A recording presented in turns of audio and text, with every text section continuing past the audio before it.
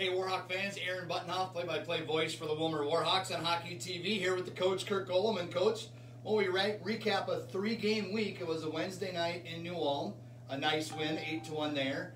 Took a tough loss on Friday against Granite City, but then the boys rebounded nicely on the Sunday night road trip. Valentine's night, go down to North Iowa and get a win. It was a, all in all, would have liked to have seen 6 points, but 4 out of 6, 2 out of 3, that ain't bad either. Yeah, it was a really fun week. Almost forgot about that Wednesday night New Ulm. It seems a long time ago now, but yeah, went down there 8-1. Cooper Olson played that game, played tremendous in net. We got off to a bit of a slow start. He held strong, didn't give up any in the first, and then in the second, got up, I believe it was 3-1. After 2, they had a power play goal, and then got 5 in the third to win 8-1. Some really nice plays, some great efforts. So that was a fun one. Then a couple days of practice, then played on Saturday against Granite City.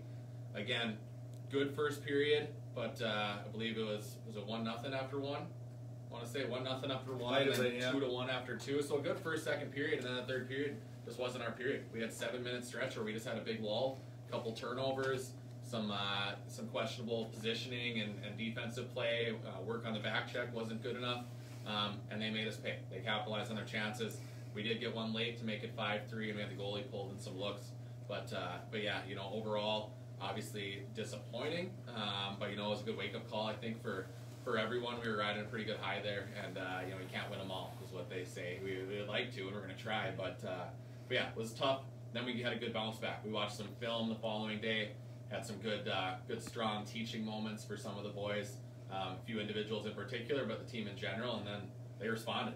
They responded, played really, really well. That was a hard-fought, fun, just quality hockey game. 3-2 overtime win at North Iowa. That, my first time beating North Iowa. Turns out it's the first time in the organization's history that Warhawks have gone to North Iowa and won. And then turns out, I guess, there was one 4-3 overtime win back in February of 2017 that the people dug out from the archives. So, I didn't know that. Somebody had said it was the first time ever. So, first time or else first time on the road, it's a big win. It's a big win, so we were pretty excited about it. It's a big win because losing at Granite City, that's a 4-point game there with them right behind you in the standings. It was nice to be able to get that win over North Iowa because it's, like we've talked about, it's one of the teams that we need to chase and beat because you're going to have to go through them sooner or later in order to get to the Fraser Cup playoffs. Yeah, absolutely. Right now we're sitting in the 2nd seed, and we want to get the 1st seed, of course. We're going to actually need some help now, though, because North Iowa will have the points edge on us as far as head-to-head goes with that win. They moved to 5-0-1 against us, so they'll have 11 points. The most we can possibly get is 10 if we beat them the next 4 times in a row. So yeah, we got to have them lose to some other teams, but they've done that already. They've lost to Alexandria, they've lost to New Ulm, they've lost to Granite. So everybody in our division has beaten everybody, us included. We've lost to everybody too, and we've beaten everybody. So it's just good quality hockey in the division. So we just got to come, prepared to work every night. Can't take a night off. All the different cliches that we talk about, but it's true. It's going to be a dogfight right down to the finish, and yeah, we want to win them all. At least want to have good efforts and all. And if we don't win and we have a good effort, I can live with that. But when there's some effort-related issues, as I thought there were in the 3rd period on Saturday night, that's unacceptable. And we made the corrections and talked to those guys about that. And I sure hope it doesn't happen again. I don't think it will, but we'll have some good teaching moments if it does. With that, do you try and change some of the lines up maybe a little bit? I know on between Saturday and Sunday's games, the lines change slightly, move a couple of guys here and there. Do you still play with them a little bit, or do you sit there and go, this is our team, these are our lines, and keep them together for continuity's sake? Yeah, you like to have them as, you like to have them together as much as possible, but at the end of the day, you got to look at it on a day-to-day basis, a practice to practice. Because the thing is, we have a bunch of really talented players, and there's only 21 guys that get to dress every night, and we got 28 healthy guys here right now. Unfortunately, Mike Sweetland broke his collarbone, won't be playing with us for the foreseeable future, and obviously Sweets was our leading scorer in the division, so that's a huge hole to fill, so guys will get a chance to step up. But yeah, when you find good chemistry, you stick with it. The Yellow's been playing together for a while. That's Kupka, Joswick, and Wigstrand. But you know what? If they go ice cold, knock on wood, they don't. But if they did, they'll have to switch them up eventually. How long you take to switch them up, that's you just figure it out on a day-to-day basis depending on how things go. But red line right now, is with Jangala and Light and Willis. Platinum line has been the same the last little bit. That's Lidke and Conkle and Miller. Then green was a line we put together that had a really, really good game at North Iowa. Probably the best line on the ice they produced, and that was Isaiah Thomas with Dylan Gajewski and Lewis Rowan. We moved Rowan to center, and has done a good job. We also named Lewis Rowan a captain, so congratulations to Rowe on being named a C. He's done a great job, and we're just really happy with him overall. But yeah, a ton of good players. Everybody's looking to get ice, so you make changes if you need to, but it's nice to keep them together, but day by day.